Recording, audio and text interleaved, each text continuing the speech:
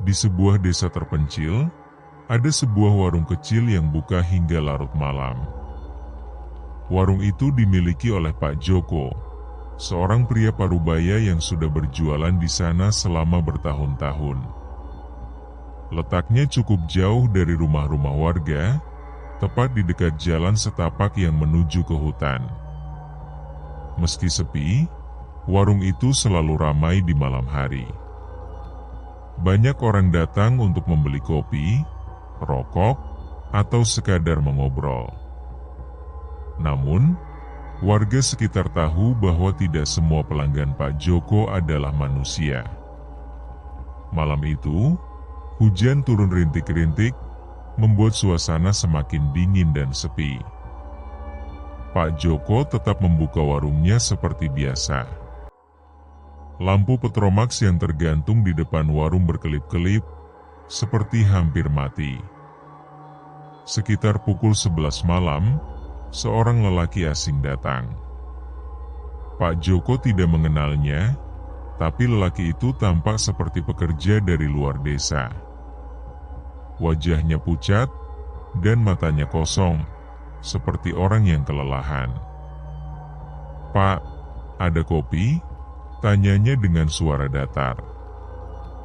Pak Joko mengangguk dan segera menyeduh kopi panas. Namun, saat ia menaruh cangkir di meja, lelaki itu sudah tidak ada di sana. Kursi tempatnya duduk masih bergoyang, seolah baru saja ditinggalkan. Jantung Pak Joko berdegup kencang. Ia melihat sekeliling, tapi jalanan kosong. Tidak ada tanda-tanda kepergian lelaki itu. Ia menelan ludah, mencoba berpikir positif.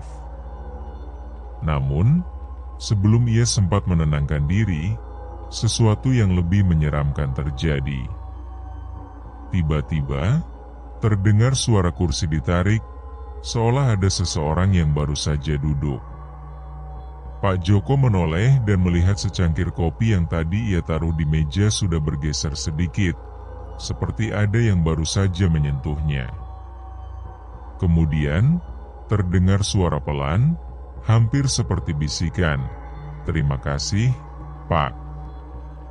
Pak Joko merasa tubuhnya membeku. Ia tahu bahwa ia sendirian di warung itu. Tidak ada pelanggan di sana, tapi ia bisa merasakan seseorang sedang duduk tepat di depannya. Dengan tangan gemetar, ia menoleh ke cangkir kopi tadi.